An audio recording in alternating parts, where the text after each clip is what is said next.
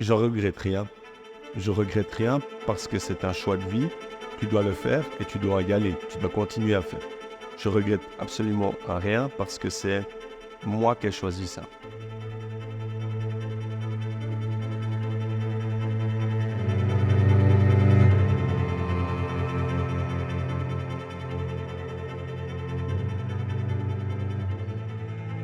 J'avais 10 ans, c'était en 2008, et il y avait le 25 décembre Urbi et Orbi sur la place Saint-Pierre.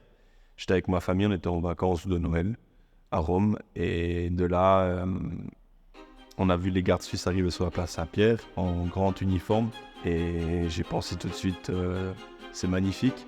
J'ai regardé ma maman, j'ai dit j'aimerais faire ça. Et ma maman, elle m'a dit oui, mais il faut être suisse et être catholique. J'ai dit un jour je ferai ça. Elia, elle a toujours aimé depuis tout petit les costumes. Les deux, mais surtout Elia, a toujours été très attirée par l'uniforme. Parce que nous-mêmes, quand on était petits, on a toujours eu une sorte de respect, voire même on a idolâtré justement l'uniforme. Elia, quand il était petit, il aimait les pompiers, il aimait la police, il aimait l'armée, la garde suisse. Donc, lorsque Elia il m'a annoncé qu'il voulait faire garde suisse, je n'ai été à aucun moment surpris. Elia a tout fait, a tout mis de son côté pour que ça se rende possible. Donner tout pour la garde, c'était clair.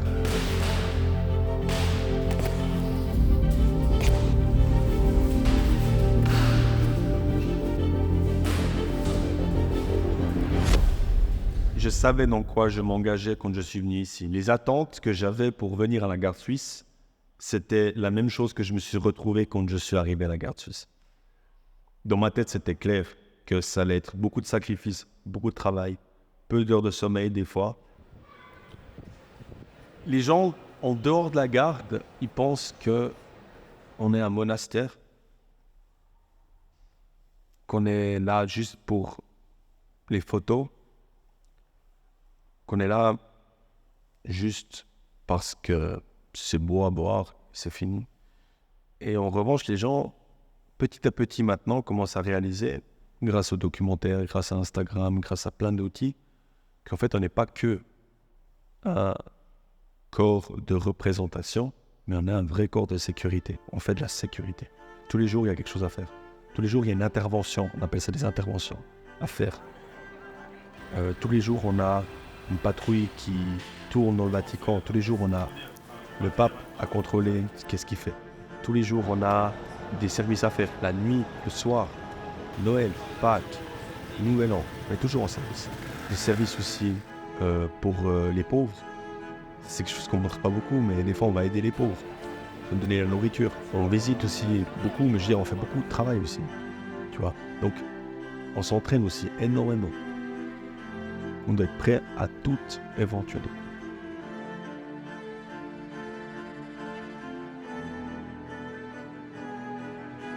Pour moi, un des plus grands sacrifices que j'ai, ma famille. Ma famille, mon frère. Moi, quand j'ai commencé l'armée, c'était déjà un sacrifice parce que je n'étais plus à la maison.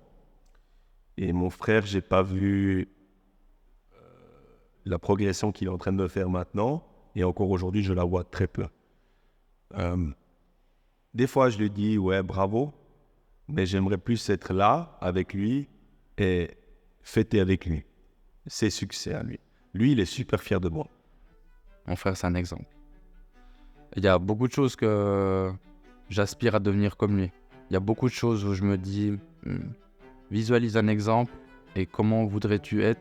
Et je vois souvent Elia. Parce que c'est une constance, c'est une régularité, c'est une disponibilité. Mais ça avec tout le monde. Que ce soit dans la vie privée, dans la vie professionnelle, Elia est vraiment disponible. Cordial, ouvert. J'ai jamais vu mon frère être fermé à une discussion, fermé à une personne. Elia a cette faculté de vraiment de mettre tout le monde d'accord, de réunir, de rassembler. Et je voulais et je veux encore être comme lui. C'est la personne que je connais le mieux au monde. C'est la personne que je connais le mieux au monde. parce qu'on a grandi ensemble. Je sais comment il va réagir, je sais comment il va penser, et inversement pour lui, il sait prévoir à l'avance comment je vais agir, et inversement. Et notre relation, elle est basée avant tout sur une vraie amitié. C'est mon binôme, c'est la personne avec qui je vais tout faire. Et je peux pas me permettre de ne pas avoir une personne comme ça dans ma vie. Le fait qu'Elia soit partie à la garde suisse, ça n'a pas empiré notre relation, ça n'a pas dégradé, détérioré, non. Mais je pense que ça l'a modifié. On est habitué depuis 7 ans à ne plus vivre ensemble, donc ça n'est pas un problème. En revanche, Elia, quand il rentre, il est en vacances. Et puis malheureusement, moi, depuis 3 ans, je suis en études. Et j'ai de la peine à profiter d'être avec lui quand il est là, parce que souvent, il a des vacances à des moments qui sont propices pour moi, où je dois étudier. J'ai pas de peine de le faire, ça. Ni avec mon frère, ni avec personne. Si je dois réviser, je réviserai et je ne vois personne. Mais c'est vrai que c'est dommage des fois que je ne puisse pas profiter autant que je veux avec mon frère. Mais dès que ça dépasse les 10, hein. parce qu'avant les 10, tu joues pas ta live. Puta quoi, hein?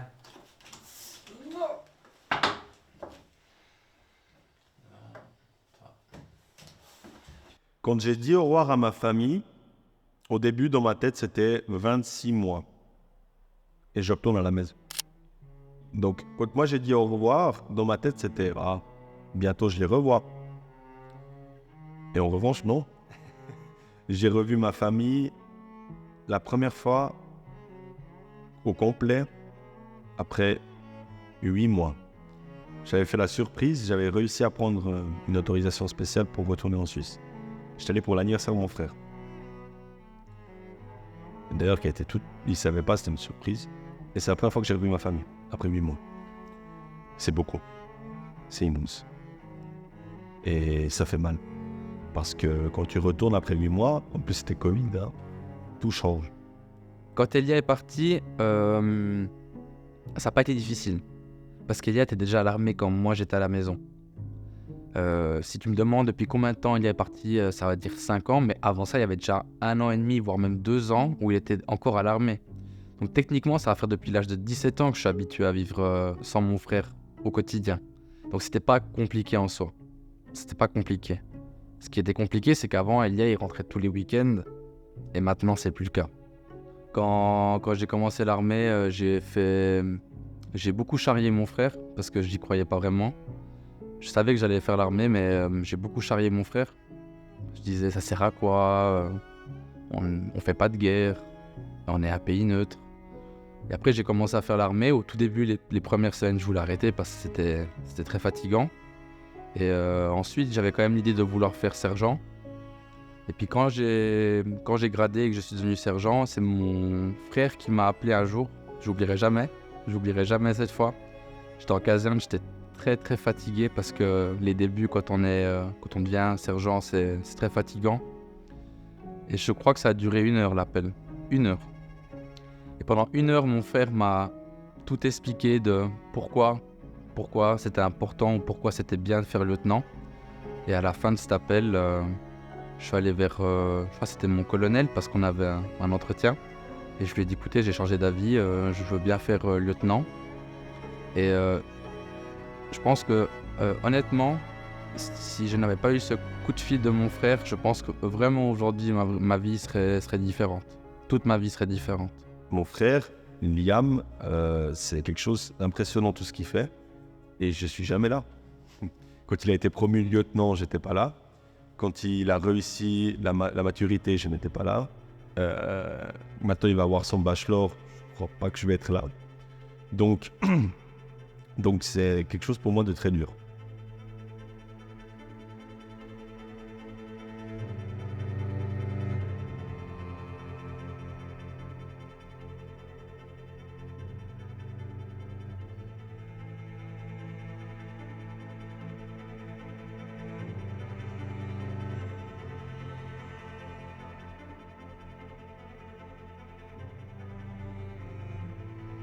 Je sais qu'il pense à moi. Ça n'a pas été difficile. Parce que je sais qu'il pense à moi. Il y a des moments durs, il y avait des moments... C'était surtout à l'armée parce que c'était là où j'étais seul. Quand on est à la maison... Pour moi, la vie est tellement plus facile ici à la maison. Quand on est en études, c'est facile. On a les parents qui sont ici à la maison. On a les amis à l'université, c'est facile, c'est tellement facile. Mais quand on est à l'armée, c'est un monde qui peut être tellement cru. Parce qu'on n'a personne à côté de soi. Et dans ces moments-là, c'était vraiment difficile. Moi, j'ai marché grâce à lui, moi. Il y a un épisode que je pense beaucoup, mais durant les marches, à l'armée, on vous fait marcher 10, 20, 40, 50, 60, 100 kilomètres. Moi, il y avait des moments, la nuit, je devenais fou. Je voyais mon frère au bout du chemin. C'est vrai. Durant les 100 kilomètres, il devait être 2 heures du matin. On était déjà 70 kilomètres, 60 kilomètres peut-être. Et je voyais mon frère au bout du chemin. Qui me disait, vas-y.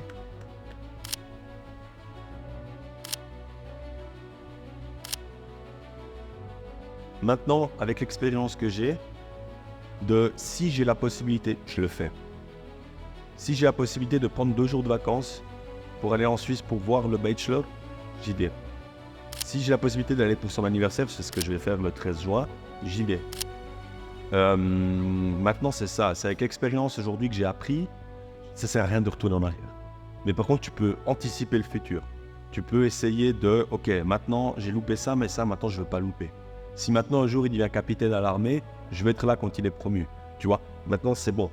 Je pense que une chose que j'ai envie de partager avec tout le monde, c'est de toujours croire en ses rêves, mais pas comme on entend dans les séries Netflix, Believe in your dreams and it will be happen, and tout ça.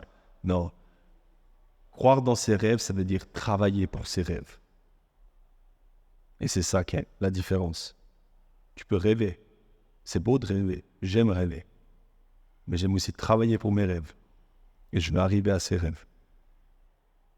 Et puis, c'est toujours important d'être dans la tête, de se dire que tout est réalisable. Il suffit de travailler pour. Il n'y a rien qui est impossible. C'est juste une question de mentalité.